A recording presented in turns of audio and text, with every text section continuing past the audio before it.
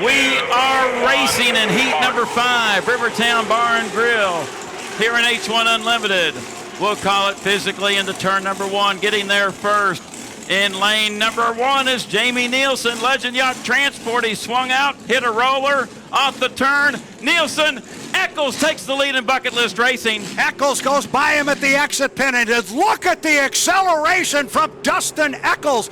Our start, we believe, is under review, but it is Eccles in the lead, and he's opened up water on Jamie Nielsen, but you can see Dylan Runny on the outside in the home street. Dustin Eccles came out of that corner like he was shot out of a cannon, and the bright orange Bucket List Racing is hot. Apex of the corner, Jeff, bring him down to put one in the book. Our start is under review. Thank you, Brad. And Dylan Runny has got some mustard underneath the engine bonnet of the Miss Home Street. Dustin Eccles, your leader. Bucket List Racing, here comes the sentimental favorite on the outside, running on home waters. 1 complete and 2 to go, and Bucket List Racing flying into turn number 1. We will get the white flag. 2 complete, 1 more to go. Eccles' lead is down to 3 boat lengths. Runny has a hard charge on the outside. And now Eccles is slowing, and Runny is taking the lead. Eccles had a momentary boat failure. Runny in front, and now Eccles is slowing, going dead in the water. Runny comfortably now out in front. Dylan Runny is out front. I think maybe what happened going down at the end of the straightaway, we got the note that Bucket List Racing had jumped the start. And so if we got it, we know that also Dustin Eccles got it. He may have pulled his foot, but he definitely got in the rooster tail. But the story is at the top end of the race course. Dylan Runny is about to get his first H1 Unlimited victory in a heat. What a place to have it happen here on the Ohio River in front of hometown fans. Jeff Ayler, bring him home. It's Heat 5, H1 Unlimited. Sponsor Rivertown Bar and Grill, and yes, the checkered flag is waving. Here is your winner out of Rumson, New Jersey, Dylan Runny, driving for the citizens of Madison, Indiana, and Miss Home Street. 3 seconds, 2 seconds, 1 mark, and finally we are racing as Corey Peabody takes him across start-finish line. 21 months in waiting, and Corey Peabody leads him across down to the lower end of the race course. He's got J. Michael Kelly with him on the outside. Tate's right there on the inside in the Graham Trucking.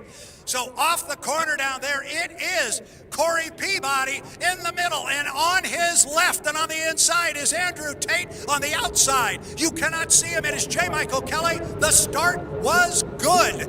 Everybody was legal at the start. A real strong run up the backstairs. Oh, look at Tate start to gobble him up a little bit on the inside. Tater on, you haven't seen Kelly. He's right there with him. Top end of the race course, Corey Peabody. Gotta leave room in there for Andrew Tate. He certainly does. Plenty of lane space. Kelly on the outside. We're gonna go 3 times around here.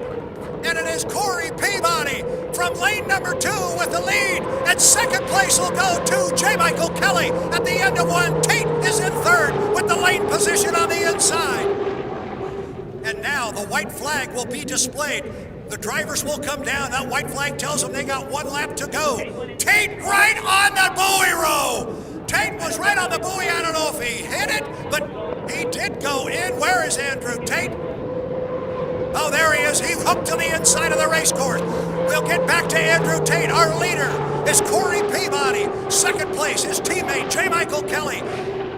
Corey Peabody shocking everybody here with a dominant run in our Heat 1A, presented by Redstone Federal Credit Union. He's just got to come off the top end of the race course and come down and pick up a checkered flag. It flies for Corey Peabody, driving a 9. Wow, Pinnacle Peak Consulting Group comes in first. J. Michael Kelly in the Miss Tri-Cities, the U8, will come home in second place. Coming up to the start, 5, we are 5, 4, 3, 2, 1, mark. It appears to be a clean start. We're racing in what we call a walkover in thoroughbred racing. If you go to Churchill Downs, southwest of here, sometimes you might have a 1-horse race. It's very rare in this sport. But Dustin Eccles right now in his walkover run here in Unlimited Heat 3B. the white flag. One more lap to go for Dustin Eccles.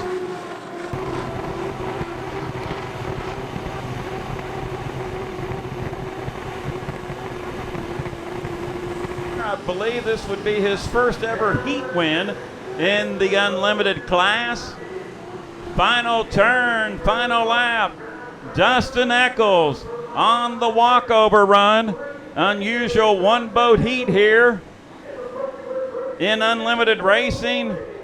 Swings it way outside the crowd along the shoreline. Still gives a round of applause. Checkered flag out. Your winner of Unlimited 3B is Dustin Eccles in the Bucket List Racing. They gave the checkered. As they turn toward us with 9 seconds now, they're in pretty good shape, Chip. Only 7 seconds to go, although they are at full song as they come to the starting line. Now it looks like they're a little bit early. We'll have to see. It looked like they were just a little bit early with Theoret crossing the line first, and Jeff Bernard. That boat has not performed very well so far this weekend, but Jeff seems to have his foot in it, and he is trailing only by about 5 or 6 boats. But we've got a great race between Andrew Tate and Tommy Thompson back there for 3rd and 4th. They're a ways behind the 2 leaders on the race course, but John Theoret legging it up the backstretch with Jeff Bernard now starting to fall a little bit farther behind. You know, I think that start is going to be under review. It looked to me like John Theoret and the Oboy Roberto was either perfect or over, and we're just getting word that it actually is under review. So we've got a lot happening here. End of lap number 2. Theoret does cross the line first. We'll just call them as they are on the race course. The Graham Trucking 2, the U7 with Jeff Bernard crosses in 2nd, and close behind him, Andrew Tate. You can see they are now only about 4 boat lengths behind that U9, the Les Schwab tires, sound propeller service, and he is making up ground, and he may have enough room and enough time to pass Jeff Bernard. That's your race for 2nd place. Jeff Bernard on the inside. On the outside, Andrew Tate. Oh, he got the left side of the boat up just a little bit. Some air under the boat. And that's your race for 2nd place as they come to the north turn. Apex now of the north turn. John Theoret is in now. Andrew Tate has passed Jeff Bernard. He had a great turn. Andrew Tate comes down to take 2nd place. Tell me about your plan and how you feel about what happened. Well, we ended up with the W, I guess, so that was good. The plan didn't go totally right on track, but we made up for it in the long run. You always make your plan and kind of key on what other people or kind of predict what other people might do. And Jean came right across the course at the beginning. We didn't plan on that, so it worked out in the long run. As they enter turn 1 to get ready for the start of this Unlimited Heat 3A, the Jackie Thacker Memorial. Oh, awfully tight. Oh, awfully tight. 10, 9, 8, 7, 6, 5, 4, 3, 2, 1, mark. And we are underway in the Jackie Thacker Memorial. We're going to have to wait and check that start. Nilsson looked like he may have been a little quick, and there could have been a little activity down here in the turn route, but go ahead. All right, here we go. We are on this lap right now in the 3A heat. We got 3 boats down here in turn number 1 with Greg Hopp going down there as well. Some more action here on turn 1, as right now it looks to be coming on the backstretch. Jamie Nielsen, followed by Cal Phipps, and then Tom Thompson. We're going to have to watch this out as it goes. It got real squirrely down there in turn 1 right now. Jamie Nilsson and the U21 go fast, turn left in the lead, followed by the 7, Cal Phipps, Graham Trucking right behind. They're just getting crazy wild in those turns. That river's really getting churned up. Nilsson comes around the corner. He maintains his lead thus far, but wow, is Cal Phipps coming out way wide out of that turn, which gives the Peterson May the chance to take the lead. But here comes Phipps, way back here in the lead, the U21 with Jamie Nilsson. Go fast, turn left as he rounds the turn. It looks like right now he's picking up the checkered flag. But now we have smoke coming from the Peterson May GBR 11 boat. You have smoke coming from the back of that boat. Here's your winner, U21, Jamie Nilsson. Go fast, turn left. And J. Michael Kelly on the outside in the Seattle boat presents Graham Trucking. They're coming to the line, and their timing is a little quick.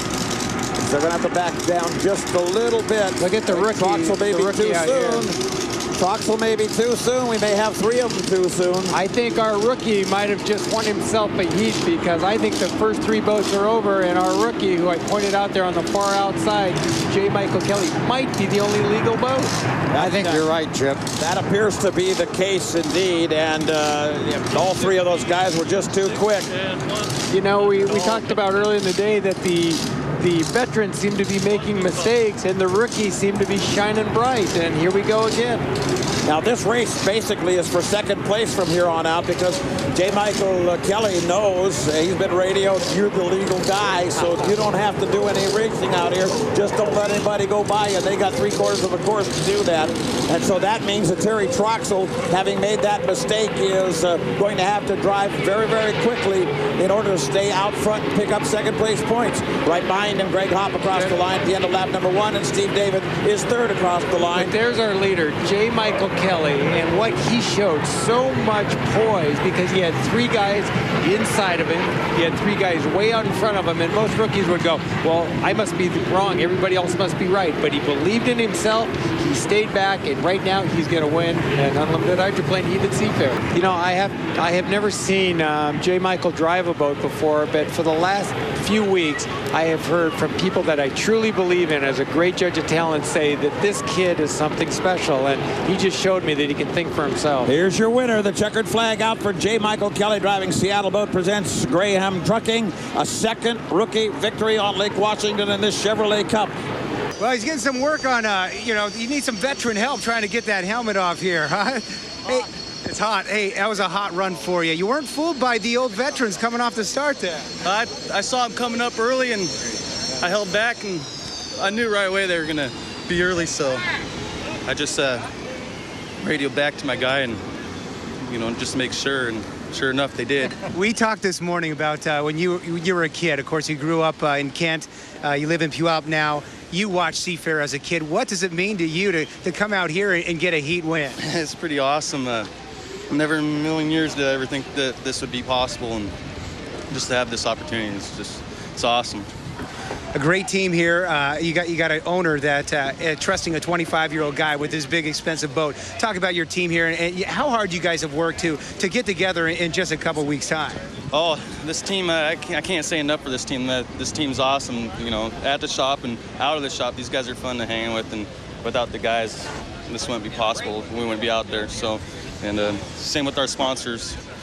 What do you think it says about some of the rookie guys doing well out here? We had a win yesterday for Steve. You get a win today. The young guys are hanging pretty well with some of the veterans. It's good for the sport, isn't it? Yeah, I think so.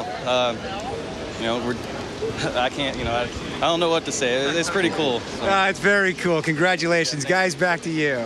Good racing. Trent West is going to try to start in the lead, and he does. Steve David takes the lead as we go down into the first corner.